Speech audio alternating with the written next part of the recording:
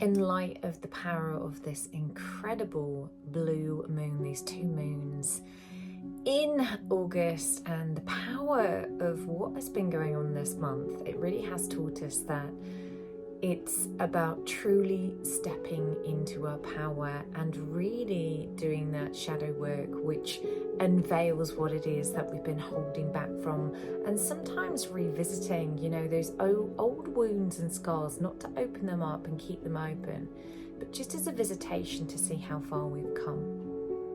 And this stems back many, many times. You may see it's many lives, or what runs through your DNA and through your ancestral lineage. However, I'm sharing, something that I don't discuss. And the reason why I don't discuss it is because there was this real fear of ridicule and judgment. I made a decision 5 years ago, I believe it to be 5, it could be more now, to separate and break up my family. I left my husband, my stepson, and my child to pursue what felt right for my personal evolvement. Now, this was the hardest thing I have ever done in my life. My son is the pinnacle of my existence, and when I say I left, I never left him. I no longer lived in the house with him, and I no longer had a relationship in the same way with my ex-husband, and to an extent also, which I still miss, the closeness to my stepson, Dash.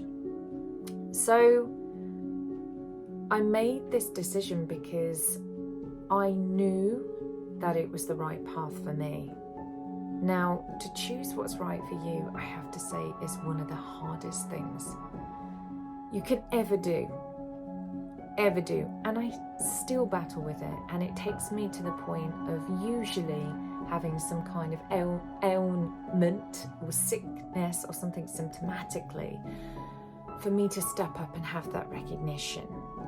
And I'm blessed that I've always been drawn towards what I've studied. So kinesiologically, I can never get away with the truth of why I'm having things like kidney stones or kidney infections, especially on the right side of my body, because it's shrouded with fear of the future, fear of hurting others. We can put so much judgment on ourselves, which really holds us back. And even after I made my decision to follow more of a spiritual path, because it's who I've always been. It's not like I woke up one day and decided to find it. I have been this way since a child. I just tried to fight it to fit in, like many of us do. We can feel so alone in this world, and therefore sometimes it's so much easier to try and just bury these feelings, bury these emotions, and this itself turns into a concoction of events, scenarios, emotions, which don't go away. They just still try and talk to us. They still try and guide us in our emotions to try and find us the right path in life. But sometimes they have to scream a little bit louder for you to hear, for you to see, for you to be aware. Inevitably, we always get to where we need to be. But it really is important to take time to really listen to what it is you feel. We cannot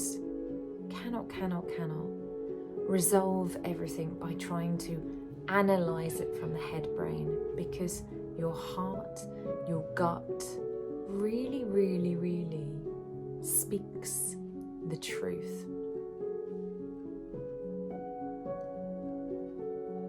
The true truth of who you are. And sometimes we can try and drown this with addiction.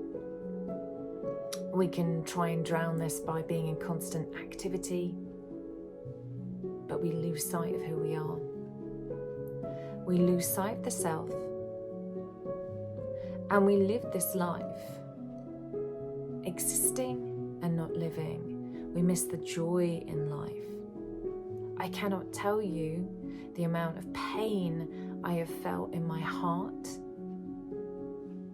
the amount of rebellion I have kicked up against with not wanting to follow my path because I wanted the easier ride. And even after I made the decision to leave,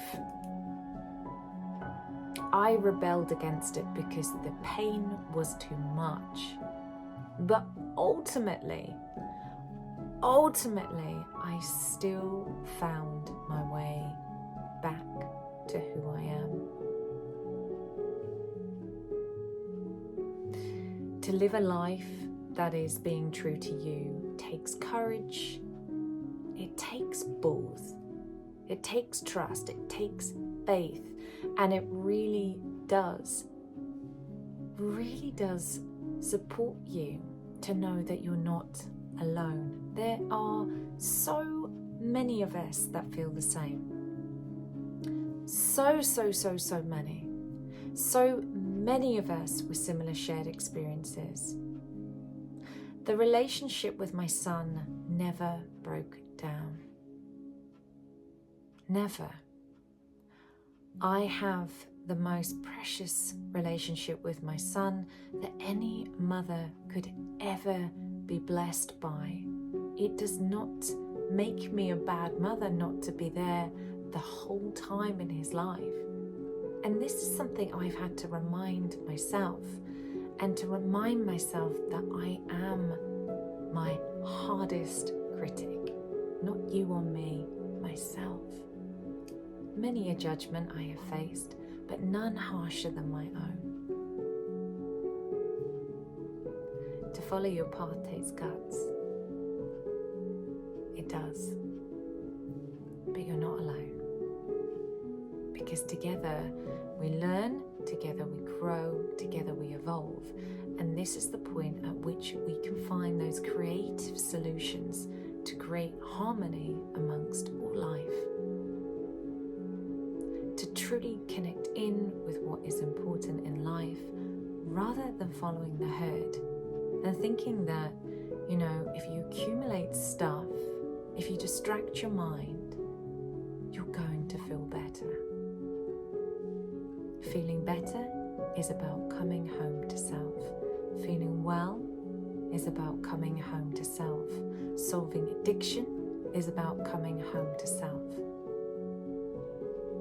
And if you need some support on coming home to self, there are many of us that are just waiting to hold your hand and share our stories and spread unconditional love. Because you have the right to be you, and you are perfect just the way you are. So much love, so many blessings.